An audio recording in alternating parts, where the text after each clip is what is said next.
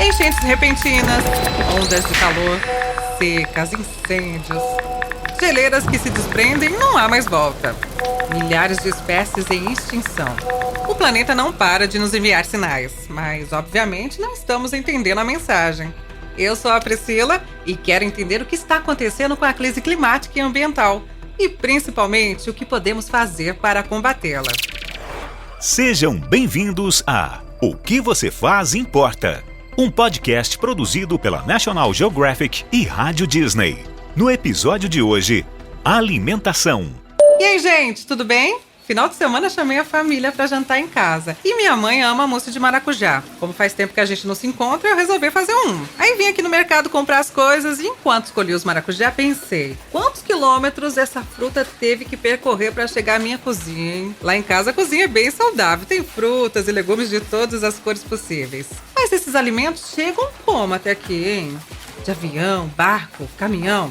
Daí lembrei do último episódio do nosso podcast e já me veio na mente. Isso deve envolver um gasto de energia e tanto, né não? Mas pior, olhei pro carrinho de compras, aí tem farinha, leite, manteiga, creme de leite, ovos, açúcar. Coisas que, além do transporte, ainda tem que processar, embalar, distribuir. E tudo isso só pra fazer a sobremesa da minha mãe. Lógico que ela merece, né? Mas a minha consciência... Eu preciso falar com a Paulina. Me ajuda! Você que conhece bem aí as questões ambientais relacionadas a consumo, me conta. Como os alimentos que consumimos impactam na crise climática e ambiental, hein? Fala aí enquanto eu tento destravar essa rodinha aí desse carrinho. Fala, Pri! Bom, se a gente for pensar no impacto ambiental dos alimentos, precisamos falar sobre a produção agropecuária intensiva, que é uma das atividades humanas que mais causam consequências negativas. Posso incluir aqui no grupo uma amiga? Ela é a Adriana Charu, responsável pela campanha de agricultura e alimentação do Greenpeace Brasil. Olha que chique! Claro que pode! Mas e essa tal de agro? Impacta tanto assim? Para começar, o setor agropecuário gera mais de 18% das emissões de gases de efeito estufa. E sem contar todo o transporte envolvido nessa atividade, que não é bolinho não. Mas esse não é o único problema. Também envolve a perda de biodiversidade, ou seja, a extinção de milhares e milhares de espécies. E quando a gente está falando de milhares e milhares de espécies, não está falando só de árvore, de planta, a gente está falando de todos os bichos que moram nessa árvore, todas as coisas que a gente não enxerga, os micro-organismos, uma teia de vida muito fina, muito complexa e que é fundamental para assegurar a nossa sobrevivência, né? Oi, Adriana! Já sabei aqui, viu? Seu nome como Dri, porque suas informações são preciosas. Mas vamos por partes? O que as plantações e as vacas têm a ver com o meio ambiente? Como isso está relacionado com o aumento da temperatura, já que vocês citaram o efeito estufa? Vamos falar por vídeo? Assim, se precisar, vocês desenham. Salve, Paulina! Oi, Priscila! Oi, Adri! Acrescenta a demanda por alimentos, principalmente de origem animal, né? Isso gera uma necessidade constante de busca por novas terras para continuar produzindo. Especialmente porque a gente não está falando só de demanda de alimento, mas estamos falando de uma outra coisa que é comida para alimentar bicho. Bom, isso aí é conhecido como expansão da fronteira agrícola. É um avanço pelos solos naturais que não tem fim. Para a gente ter uma ideia, hoje em dia 50% das terras habitáveis do mundo já são utilizadas para fins agrícolas. Já ocupamos a metade, gente. Não é possível. O mundo é gigante. Mas não é infinito, né? Nossa! E você deve estar imaginando onde é que isso vai parar. Gente, parece que eu tô escutando as escavadeiras e serras elétricas atrás da bancada dos tomates. Isso mesmo, florestas, aqui no Brasil, Cerrado, Amazônia, Mata Atlântica, vários biomas, né? Selvas, outros tipos de ecossistemas bem valiosos. Mas o problema... Bom, mas a nossa comida tem que vir de algum lugar, né? Ou vamos tomar aquelas pílulas de nutrientes como os astronautas tomam? Por favor, me falem que não, porque eu adoro berinjela recheada. Não tenho certeza se é assim que eles se alimentam. Mas o problema não são as verduras, nem o tomate, nem aqueles abacates que estão aí atrás e que parecem estar bem maduros para fazer um guacamole de comida mexicana, sabe? Bem, a maioria desses alimentos cultivados são soja, trigo, milho. Você sabe para que isso é usado? Soja é muito usado hoje em dia para fazer carne de mentira para quem é vegetariano, né? Farinhas, óleos... Isso é apenas uma pequena parte. Embora sirva de base para a alimentação das pessoas, o que o Programa Ambiental das Nações Unidas está falando é que 80% são utilizados para a criação de gado. 80%? Tudo isso só para alimentar animais de fazendas? Exato, e a gente ainda nem começou a falar do problema da monocultura. A maioria desses alimentos é produzida de uma forma que a terra é explorada até o esgotamento de seus nutrientes e, consequentemente, de sua capacidade de se renovar. E não é como se a gente tivesse uma maneira de repor esses solos, não tem, né? 1 centímetro demora 100 anos para se formar. Como você pode imaginar, isso multiplica a necessidade de novas terras. A gente ainda tem que voltar para um outro problema do sistema agropecuário, que é a emissão de gases de efeito estufa, que gera a tal das mudanças climáticas. Aliás, falar de mudança climática tá suave, perto da encrenca que a gente está metida. A gente está realmente numa emergência climática, caminhando para o colapso climático, se a situação, se os governos e empresas continuarem fazendo a quantidade de atrocidade que estão fazendo por aí, né? Mas, gente, não é possível. Até as vaquinhas têm a ver com aquecimento global. Pra vocês terem uma ideia, de acordo com o último relatório sobre mudanças climáticas feito pelas Nações Unidas, mais de 18% das emissões de gases de efeito estufa são resultado da agricultura e do uso da terra. O que a gente acabou de ver, a maior parte do que é produzido é destinado para alimentar o gado, para fazer ração animal mesmo. Então, essa quantidade de desmatamento, de avanço da fronteira agropecuária para fazer comida, é comida mesmo?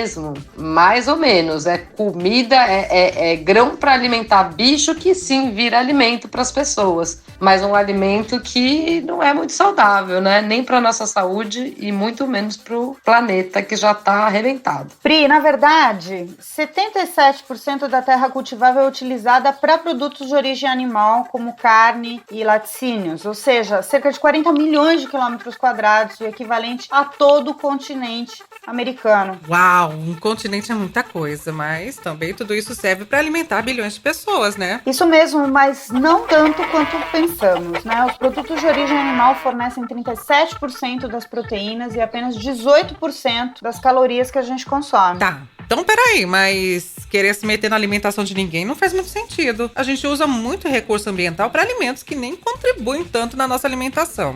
A real é que a gente pode dizer que não. Essa conta não fecha mesmo. E tem ainda mais coisa. Para se produzir alimentos à base de carne, a gente usa muito mais água do que para produtos à base de vegetais ou legumes. Por exemplo, enquanto 1 quilo de lentilhas, para você fazer 1 quilo de lentilhas, você usa mais ou menos 1.250 litros de água. 1 quilo de carne bovina consome 13 mil litros. É isso mesmo. 1 quilo de lentilha, 1.250 litros de água. 1 quilo de bifão consome 13 mil litros, manos. Pensa nisso. Para fazer um hambúrguer com seus ingredientes clássicos, são necessários mais de 3 mil litros de água. É muita água. E a gente não pode esquecer que para sustentar tudo isso, centenas de milhares de hectares de florestas são queimados ainda, deixando de absorver dióxido de carbono e passando a liberar na atmosfera. Ainda tem muita terra sendo aberta dessa forma, principalmente aqui no Brasil. Entendi. Então é por isso que, por causa das vaquinhas, a temperatura global aumenta. Não é culpa delas, tadinhas. A culpa, na verdade, não é exatamente das vacas, né? Mas é de quem bota essas vacas, e mais do que vaca, pecuária de corte mesmo, né? Pecuária, né? Gado que vai para fazer o bifão. Então, dá para dizer que as vacas, os bois, têm um pouquinho de culpa sim. A questão é que quando esses bois comem, por conta do processo de digestão desses animais, eles liberam um monte de gás metano. Essa liberação de gás metano, que vem do pum do gado, vem da fermentação entérica, que é o nome mó cabeção, mas que é a decomposição dos restos desses animais, né? E o gás metano é um dos gases que produzem o efeito estufa. A estimativa é que exista cerca de 1,5 bilhão de animais, né, de bois e vacas no mundo. Para você ter uma ideia, somos 8 bilhões de seres humanos. Isso dá aproximadamente um boi, um animal para cada 5 pessoas. Ai, gente, desculpa, mas vou ter que falar. O pum da vaca contribui pro efeito estufa. Mas, falando sério, tudo isso sem falar do desperdício. Bom, e vamos lembrar que precisamos reduzir o aumento da temperatura por 1,5 graus até 2030. Tá, calma que eu sou de humanas. Vamos dar uma revisada geral antes que eu fique doida. A forma como os alimentos são produzidos gera grande parte das emissões de gases de efeito estufa. Cada vez mais terras são necessárias para a produção. Como as terras estão se esgotando, novas terras são ocupadas destruindo florestas, pântanos e outros ambientes naturais que absorvem carbono. Assim, milhares de espécies animais e vegetais são extintas, o que afeta a biodiversidade. E tudo isso tem como principal motivo a alimentação do gado, responsável pela emissão de um dos gases que provocam o efeito estufa. Nossa! Paulina, Dri, eu não acredito em mágica, então eu pergunto: como vamos mudar a forma de produzir alimentos até 2030? Então, como você mesmo falou, não existem soluções mágicas, mas nem todas as formas de produção agrícola e pecuária poluem do mesmo modo. Assim como todas as atividades humanas, alguns métodos são mais sustentáveis que os outros. Vou te contar uma história muito legal da Paola Constantino, exploradora da National Geographic Society. Ela é biotecnóloga na empresa Microterra e pesquisa como reduzir as emissões de gases poluentes gerados pela pecuária, isso através de experimentos com organismos que atuam no processo de digestão das vacas, as microalgas. Microalgas? Daquelas tipo do mar mesmo? Como assim? Como que as vaquinhas lá na fazenda vão chegar nessa alga? Vai, me conta tudo. Paulina, vamos lá, nos ajuda com o espanhol, porque a Paola também é mexicana e meu portunhol não tá muito bom, não. Eu tô muito curiosa para saber o que as microalgas podem fazer pelo meio ambiente também, mas primeiro, me conta como o nosso sistema de agricultura e pecuária afeta a natureza. Nuestro sistema de agricultura y ganadería afecta a nuestro medio ambiente en varias maneras, sobre todo por cómo está... Pri, a Paola está contando que o sistema agropecuário afeta nosso meio ambiente de várias maneiras, principalmente pela forma como está projetado, pois precisa de muita água, né? 70% da água doce consumida por ano é destinada à agricultura e pecuária. De todos os gases de efeito estufa produzidos por ano em decorrência da atividade humana, 30% vem do nosso sistema agropecuário, principalmente por conta do uso excessivo de fertilizante, pesticida, herbicida químico, além do gado. Já o gado, em especial as vacas, produzem um poderoso gás de efeito estufa durante a digestão, que é o gás metano. Além disso, a agricultura intensiva leva ao desmatamento, degradação, contaminação de rios com fertilizantes e também erosão do solo. Cada vez temos que aplicar mais fertilizante para produzir o que produzíamos há 10 anos. Cerca de 1/3 de todos os alimentos produzidos para o consumo humano é desperdiçado anualmente, né? E com isso não tem só desperdício de alimento, como também de toda a energia e água que foi necessário para cultivar, produzir, transportar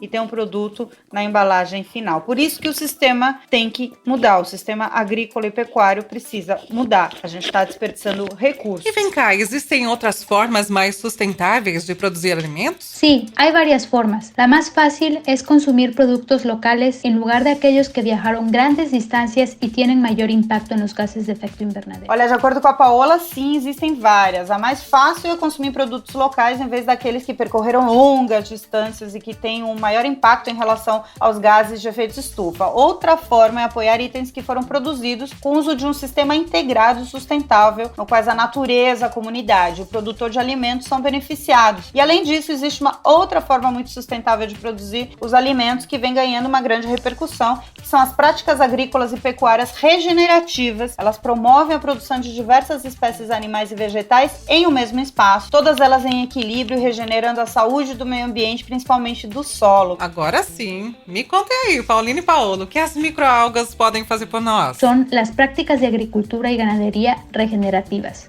las cuales promueven la producción en un mismo espacio de varias especies animales y vegetales. A Paola conta que as microalgas podem ser utilizadas para limpar as águas porque, apesar de serem pequenininhas, minúsculas, da espessura de um fio de cabelo, têm habilidades incríveis. Quando são colocadas em qualquer tipo de água, se alimentam de nutrientes presentes e até mesmo nas águas de esgoto, as águas residuais. Se forem utilizadas para limpar as águas usadas na agropecuária, por exemplo, poderemos ter água limpa de novo. E além disso, existem algumas algas que evoluíram e se adaptaram para crescer nessas águas poluídas e ao mesmo tempo para produzir alguns compostos que inibem naturalmente a produção do metano, que é o principal gás de efeito estufa proveniente aí do gado. Se esses compostos forem incluídos como aditivo na alimentação das vacas, olha que bacana. E esse é outro uso para as microalgas, ou seja, utilizar para limpar a água e produzir esse composto que inibe os gases de efeito estufa. Obrigada, viu, Paulina e Paola, que dupla. Então, o que pode nos dar alguma esperança é a gente começar a pesquisar como alimentar alimentos são produzidos, práticas são empregadas e, de repente, até uma pequena mudança em nossa dieta já pode ser uma grande contribuição. Olha, eu concordo. Acho que a mudança da nossa dieta pode mudar muita coisa, mas a gente precisa mudar ainda mais coisas do que isso. Mas vamos devagar. Pensando mais além dos produtos que compõem a dieta, o melhor seria consumir aqueles produzidos na sua região, perto, né? E a gente também tem que evitar o desperdício, claro, né? Aproveitar ao máximo os alimentos. Melhor ainda é a agricultura urbana. 800 milhões de pessoas no mundo fazem plantações para o próprio consumo em parques, praças, escolas e também nas suas casas, nos quintais, nas varandas. São os orgânicos, né? Os chamados podemos comprar produtos agroecológicos. Claro! Além disso, muitas vezes esses produtos vêm de áreas próximas, o que reduz as emissões associadas ao transporte de mercadorias. Gente, agora eu vou conversar com um cara que é super ligado em boa alimentação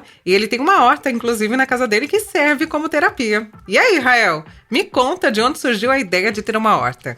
Salve, salve Priscila, salve, salve a todos do podcast da Disney, uma honra estar aqui com vocês. Bom, vamos lá, essa história ela começou de uma maneira bem natural, assim, de estar atento aos sinais e às coisas, né? Eu comecei a produzir um disco, que deu o nome dele de Capim Cidreira, e coloquei o nome do meu estúdio de horta. Em frente ao estúdio tem um canteirinho com terra que eu não dava muita vida, tava lá inutilizado, aquele espaço, aí eu falei, vou dar vida para esse espaço. E ali eu comecei esse contato com as plantas e tudo mais, e dali que veio, inclusive, o nome do meu disco Capim Cidreira, porque a minha avó tinha esse contato com a terra, assim, minha avó era benzedeira e tal, e a gente se alimentava das coisas que ela fazia, que ela mesmo plantava na horta que ela tinha. E aí eu resgatei essa ancestralidade e comecei a ter esse contato maior mesmo. E aí eu comecei com cebolinha, salsinha, manjericão, pimenta, né, arruda, um monte de coisinha eu coloquei ali. Depois eu comecei a ver que vai ganhando vida própria o espaço. Começou a aparecer abelhas, passarinhos traziam sementes, inclusive uma semente de passiflora foi passarinho que deve ter colocado em vaso, que vem, né, ou com vento ou através de vaso. Então foi uma experiência impressionante. Faz tempo que você começou essa história e o que tem de bom aí? Bom, essa história começou por volta de 2018, né, quando eu me encontrei com esse desafio de fazer o disco.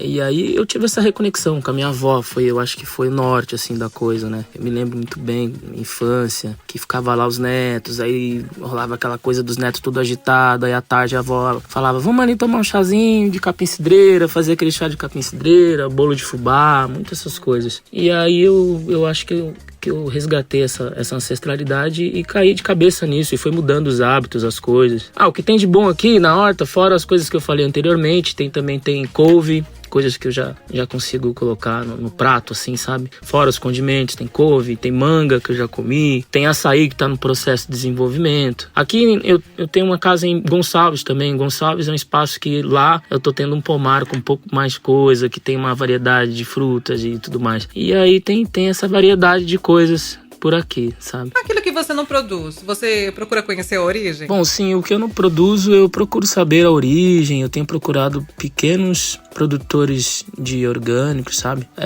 Fica a dica aí, tem a Boa Terra, tem o Raízes, tem o Acha Orgânicos, né? Eu procuro saber a origem porque eu tô nessa busca dos orgânicos, sabe? E a gente acaba vendo que é possível também fazer você ter esse tipo de opção. E essa coisa da origem, assim, tem um livro muito interessante de um alemão, ele é bacharel em engenharia florestal, chamado Peter Wohlemann. E ele tem um livro muito bacana que se chama A Vida Secreta das Árvores, que fala que as árvores são um organismo vivo único, que elas se comunicam entre si, e também tem essa coisa de catalogar as árvores, de onde vem. É bem interessante, fica a dica aí. Certo, família? Você sentiu diferença na vida com a sua alimentação vindo aí do seu quintal? Com certeza eu senti uma total diferença na minha vida a partir do momento que eu comecei a produzir os alimentos na minha casa. Porque você acompanha desde o começo todo o processo.